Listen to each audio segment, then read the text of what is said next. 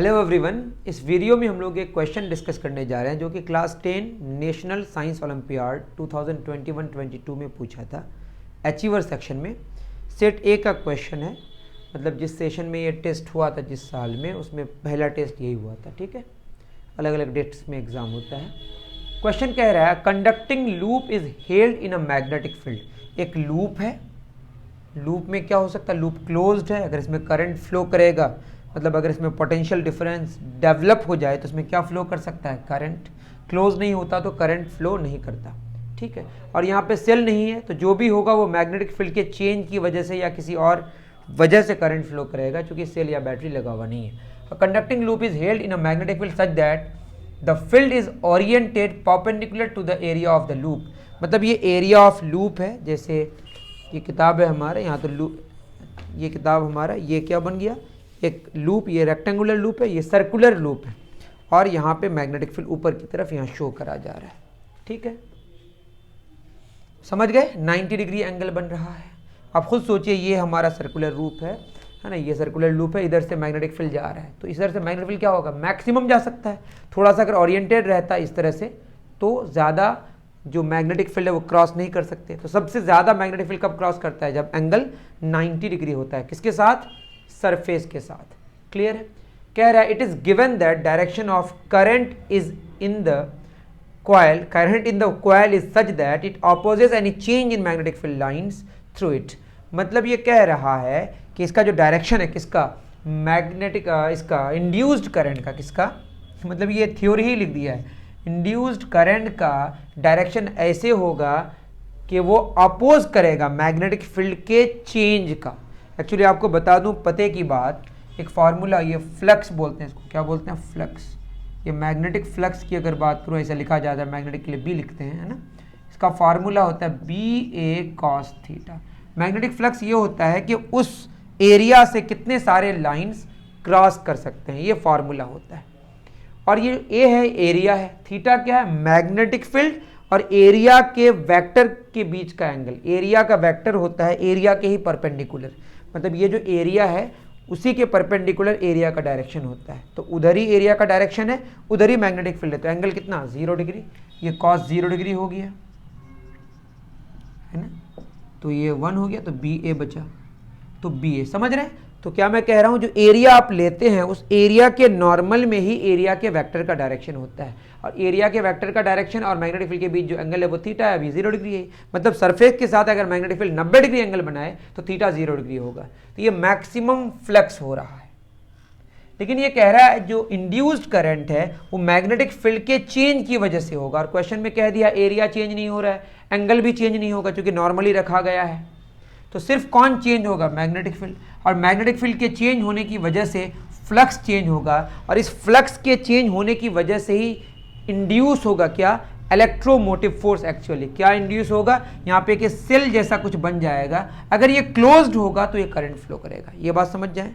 तो क्या इंड्यूस होगा, इलेक्ट्रोमोटिव फोर्स। इलेक्ट्रोमोटिव फोर्स क्या होता है, सेल के पास जो पोटेंशियल डिफरेंस होती है, अब ये जान लें।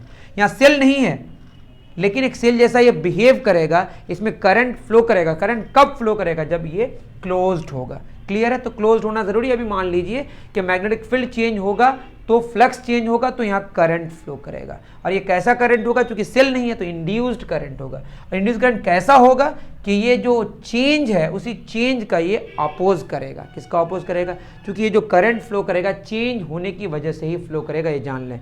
यहाँ पे जो ये करंट फ्लो करेगा किसकी वजह से, मैग्नेटिक फ्लक्स के चेंज होने की वजह से। और यहाँ जो मैग्नेटिक फ्लक्स चेंज होगा, एरिया चेंज नहीं हो रहा है, एंगल चेंज नहीं हो रहा है, तो सिर्फ मैग्नेटिक फील्ड के चेंज होने की वजह से फ्लक्स चेंज होगा, और मैग्नेटिक फ्लक्स के चेंज होने की वजह से यहाँ पे इंड्यूस करंट होगा। और इंड्यूस करंट का डायरेक्शन ऐसा होता है जैसे कि वो खुद उसका जो रीजन है उसी का अपोज करे, मतलब मैग्नेटिक फील्ड के चेंज का विरोध करे। ठीक है, देखिए it opposes any change in magnetic field line, ये खुद ही कह रहा है, through it. Then choose the correct statement, और कह दिया है ऊपर के डायरेक्शन को पॉजिटिव मान लिया जाए। क्लियर है। इसको डिटेल्ड समझने की कोशिश करते हैं। देखिए हमारे पास 0 से लेकर T1 तक कह रहा है कि जो मैग्नेटिक फील्ड है ऊपर की तरफ पॉजिटिव, ऊपर है मतलब ये हमारा लूप है, लूप के ऊपर की तरफ मैग्नेटिक फील्ड है, ये तो क्लियर है। और 0 से लेकर T1 तक मैग्नेटिक फील्ड का वैल्यू 0 से बढ़ता है, और यहाँ 60 डिग्री मतलब शार्पली बढ़ रहा है, ठीक है। तो मैग्नेटिक फील्ड 0 से लेकर T1 तक बढ़ रहा है, तो इसमें इंड्यूस करंट ऐसा होगा जैसा कि इसके चेंज का वो अपोज करे। क्योंकि ये बढ़ रहा है तो इसको घटाने की कोशिश करेगा। क्या करने की कोशिश करेगा? घटाने की। तो इसमें जो करंट फ्लो करेगा ऐसे फ्लो करेगा जिससे मैग्नेटिक फील्ड कम हो जाए, क्योंकि बढ़ रहा है, बढ़ने का अपोज करेगा। तो ये ऊपर की तरफ है, तो नीचे की तरफ अगर कुछ मैग्नेटिक फील्ड आ जाए तो अपने आप घट जाएगा, कट कर देगा। ये कैसे होगा कि इसमें ऐसे करंट फ्लो कराएं। देखिए इसमें करंट कैसे फ्लो कराएं, इसमें करंट अगर हम कैसे फ्लो कराएं, देखिए आप अपने हिसाब से यहाँ पे किधर जा रहा है, ये क्लॉकवाइज हो रहा है। क्या हो रहा है बताइए? क्लॉकवाइज। एम आई राइट? 0 से लेकर T1 तक, वैसे बात T2 से T3 तक हो रही है, मैं पूरा एक्सप्लेन कर रहा हूँ। 0 से T1 तक कोई भी यहाँ पे इस क्या नहीं है, ऑप्शन नहीं है।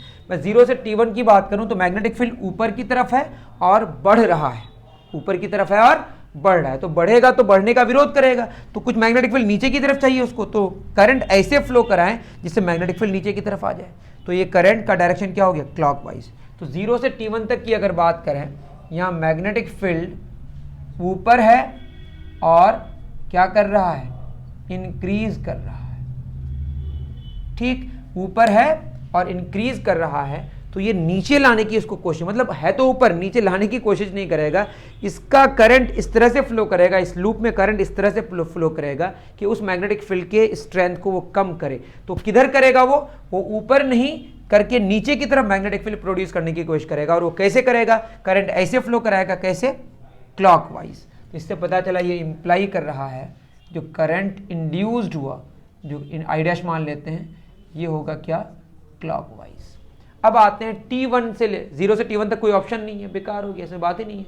T1 से लेकर T2 तक मैग्नेटिक फील्ड चेंज नहीं हो रहा है, और जब मैग्नेटिक फील्ड चेंज नहीं होगा, यहाँ पे एरिया तो चेंज हो ही नहीं रहा है, एंगल चेंज नहीं हो रहा है, तो मैग्नेटिक फील्ड चेंज नहीं होगा, तो फ्लक्स चेंज नहीं होगा। और जब चेंज ही नहीं हो रहा है मैग्नेटिक फील्ड, तो वो अपोज क्यों करेगा?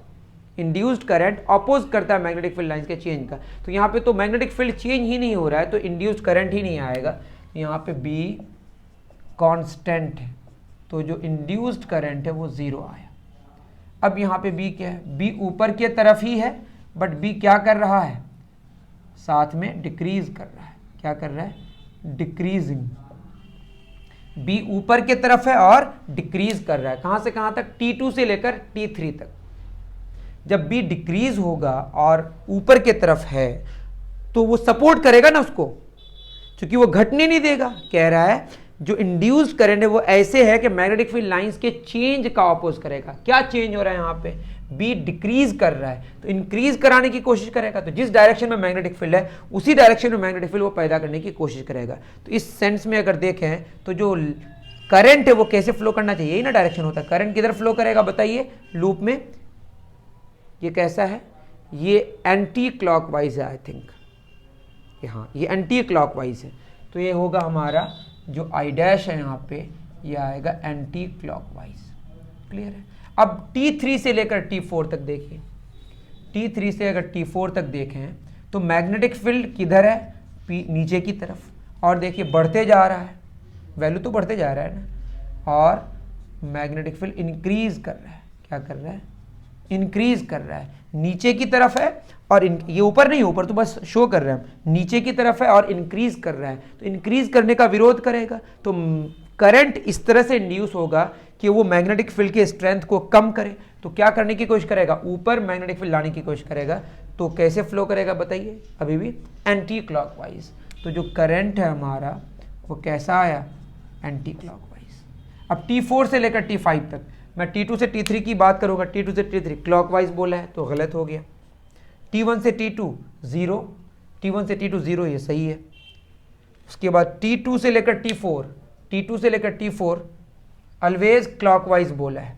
यहाँ एंटी क्लॉकवाइज है और यहाँ एंटी क्लॉकवाइज है, ऑलवेज एंटी क्लॉकवाइज होगा, तो ये गलत हो गया हमारा। एक बार मैं फिर चेक कर लूँ क्या? यहाँ से लेकर यहाँ तक क्या हो रहा है? T2 से लेकर T3 तक, T2 से लेकर T3 तक मैग्नेटिक फील्ड किधर है? ऊपर की तरफ, और डिक्रीज हो रहा है, तो डिक्रीज का विरोध करेगा, तो ऊपर की तरफ ही मैग्नेटिक, बिल्कुल सही है। यहाँ T3 से T4 मैग्नेटिक फील्ड नीचे है और इंक्रीज हो रहा है तो उसको डिक्रीज कराने की कोशिश करेगा तो ऊपर की तरफ ही होगा। तो दोनों ही में हमारा एंटी क्लॉकवाइज, यहाँ क्लॉकवाइज बोल दिया है, ठीक है। सी में बात करते हैं, T4 से T5 फिर मैग्नेटिक फील्ड चेंज नहीं हो रहा है। बी क्या है हमारा कांस्टेंट, जब बी चेंज ही नहीं हो रहा है तो फ्लक्स नहीं चेंज होगा, तो करंट जो इंड्यूस होगा वो जीरो होगा।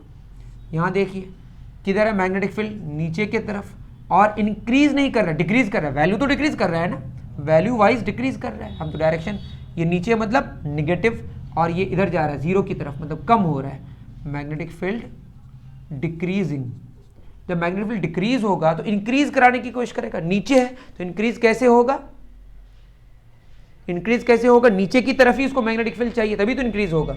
जब डिक्रीज हो रहा है तो डिक्रीज नहीं करने देगा, सपोर्ट करेगा उसको कि डिक्रीज ना हो।